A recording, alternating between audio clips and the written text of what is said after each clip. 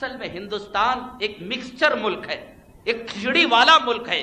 یہاں یہودی بھی، یہاں نصرانی بھی، یہاں مشرک بھی، یہاں بت پرست بھی، یہاں کافر بھی، یہاں سورج کو پوجا کرنے مستقل مختلف مسلکوں کے مذاہب کے لوگ رہتے ہیں. اب یہ پیدا ہوا کہاں؟ چرچ ہاسپٹل میں. تعلیم کہاں حاصل کی؟ کانوینٹ میں. گھر کہاں ہے؟ آفیشل ایریے میں. پڑوس کون ہے؟ یہودی. اوپر کون ہے کرایہ دار؟ عیسائی. سامنے کون ہے؟ بمن. پیدا ہوا چرچ ہاسپٹل میں، رہتا ہے آفیشل ایریے میں، پڑھی تعلیم اس نے کانوینٹ میں. جمعہ کو آتا ہے 1:30 کے بعد. عالموں سے نفرت، اولیاء سے نفرت، قرآن کے پاروں سے نفرت، بزرگوں کی سیرت سے نفرت، صحابہ کی تاریخ سے نفرت، انگریزوں کے ساتھ اٹھنا بیٹھنا، چماروں غیر مشرکوں کے ساتھ اٹھنا بیٹھنا. تو اب اسے توحید کا سبق کہاں ملے گا؟ تو ان کی چیزیں ان کے اندر آ گئی، اور اس کا فائدہ سب سے زیادہ اٹھا رہے شیعہ. ایک کافر، ایک RSS، ایک جنگ سنگی اور ایک اسرائیلی اور ایک قبطی اتنا مسلمانوں کو نقصان نہیں پہنچا رہا ہے جتنا کہ شیعہ نقصان پہنچا رہا ہے. شیعہ ایمان کا دشمن ہے، اسلام کا دشمن ہے، مسلمانوں کا دشمن ہے. کبھی ان کے نعرے تکبیر سے دھوکہ نہ کھانا، نعرے رسالت سے دھوکہ نہ کھانا، کبھی ان کی مسجد کے ممبر و محراب سے دھوکہ نہ کھانا.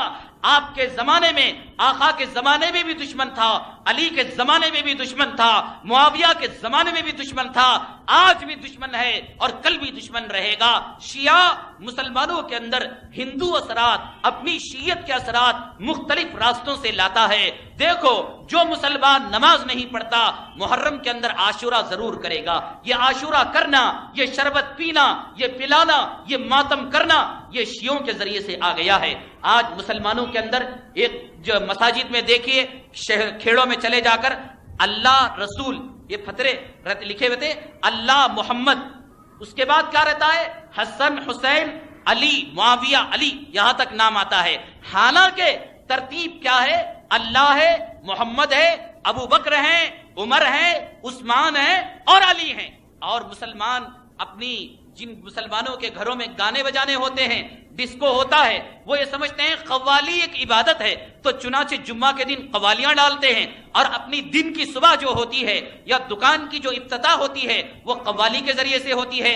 ایک اللہ کا بندہ ملعون ہو کر مر گیا، اگر وہ کم وقت رہتا تو قوالی کی صرف جو اولیاء کی طرف منسوب ہوتی وہ ڈسکو میں ڈھال رہا تھا. پاکستان کا وہ آپ کو معلوم ہے، اس مرحوم کا نام بھی معلوم نہیں. اللہ کا کرنا بڑا اچھا ہوا کہ قوالی کو ڈسکو میں لانے سے پہلے اور لیٹسٹ میوزک میں لانے سے پہلے اللہ نے اسے دنیا سے اٹھا لیا، لیکن جانے سے پہلے وہ ایک بول جو کہہ کر گیا، اور جو آج مسلمان اپنے زبانوں سے کہتے ہیں اور قوالیاں جو بجاتے ہیں، اس کا بول آپ سنیے. ایک لفظ ہے، یہ ہے دمادم مست قلندر علی کا پہلا نمبر. آپ دیکھیے، یہ مسلمان جو سنی کہتا ہے، یہ کہتا ہے کہ یہ مست قلندر ہے علی، اور کہتا ہے علی کا پہلا نمبر، جبکہ آقا دو عالم صلی اللہ علیہ وسلم نے فرمایا کہ ابو بکر فی الجنہ، عمر فی الجنہ، عثمان فی الجنہ، اور چوتھے نمبر پر فرمایا کہ علی فی الجنہ. اور کلام پاک میں سورہ فتح کی آخری آیت 26واں پارہ، محمد الرسول اللہ والذین معہ اشداء علی الکفار رحماء بینہم تراہم رکعا سجدا یبتغون فضلا من اللہ ورضوانا. یہ جو ہے کہ والذین معہ سے مراد ابو بکر ہیں، اشداء علی الکفار سے مراد عمر ہیں، تراہم رکعا سجدا سے مراد عثمان ہیں، یبتغون فضلا من اللہ ورضوانا سے مراد حضرت علی ہیں. خود اللہ نے علی کا نمبر چوتھا رکھا، نبی نے چوتھا رکھا، حدیث نے چوتھا رکھا، قرآن نے چوتھا رکھا. چونکہ یہ علی کو مشکل کشا کہتے ہیں، علی کو حاجت روا کہتے ہیں. یہ لوگ تازیے اٹھائے، یہ نہیں کہتے ابو بکر، عمر، حسن، حسین، علی، یہ کہتے حضرت علی کا نام لیا، حسن کا نام لیا، حسین کا نام لیا. گزشتہ جمعہ ہم نے آپ کو بتلایا تھا، بسم اللہ نگر میں ایک جلسہ ہوا تھا. میں آپ کو یہ کہتا ہوں، اس جلسے میں جو خطاب کرنے والا تھا وہ شیعہ تھا. ہم نے اپنے آنکھوں سے عرب لائن کی ریچمنڈ سرکل کے پاس جو شیعہ کی مسجد ہے، اس مسجد میں اس ملعون شیعہ کو خطابت کرتے ہوئے، ایک مقدس عبادت کی رسم ادا کرتے ہوئے اپنے آنکھوں سے دیکھا ہے. اگر وہ بیان کی کیسٹ، وہ بیان اگر آپ نے سنا ہے تو غور کیجئے، اس بیان میں آقا کا نام آتا ہے تو صلی اللہ علیہ وسلم کا نام نہیں، بیان میلاد کا، سیرت کا، آقا کا تذکرہ کم، حضرت علی کرم اللہ وجہہ کا تذکرہ زیادہ، اور کہتا ہے کہ حضرت علی کرم اللہ وجہہ مکے کے اندر پیدا ہوئے، آقا تو دوسری جگہ پیدا ہوئے، حضرت علی مکے میں پیدا ہوئے۔ غور کرو، ذرا عقل سے کام لو، حضرت علی کی جو ولادت ہوئی جناب محمد الرسول اللہ صلی اللہ علیہ وسلم کو نبی اور رسول بنائے جانے سے پہلے ہوئی۔ حضرت علی بچے تھے جب آقا دو عالم صلی اللہ علیہ وسلم کو نبوت ملی اور رسالت ملی، بچوں میں سب سے پہلے حضرت علی ایمان لے آئے۔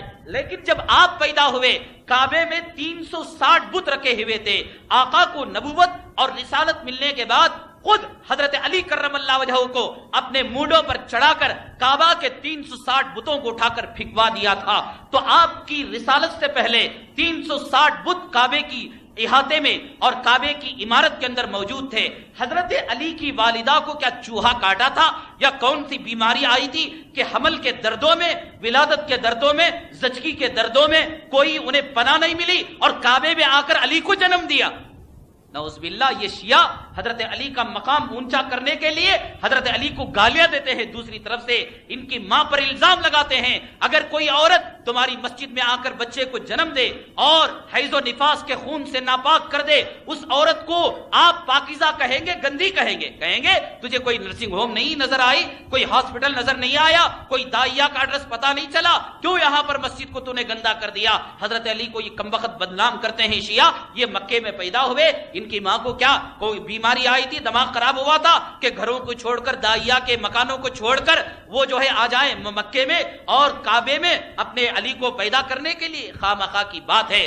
اور یاد رکھیے کہ وہاں بسم اللہ نگر میں اس جلسے کا جو اسپانسر کرنے والا جو اصل ذمہ دار تھا، تاروس کا نام ہے، 1 نمبر کا شیعہ ہے، آج مسلمانوں کو بھڑکا رہا ہے کہ بسم اللہ نگر کے نوجوانوں کو فلاں عالم صاحب گمراہ کر رہے ہیں، بدنام کر رہے ہیں۔ نہیں، وہ کرنے والا بھی شیعہ اور جس کا جلسہ رکھایا گیا وہ بھی شیعہ۔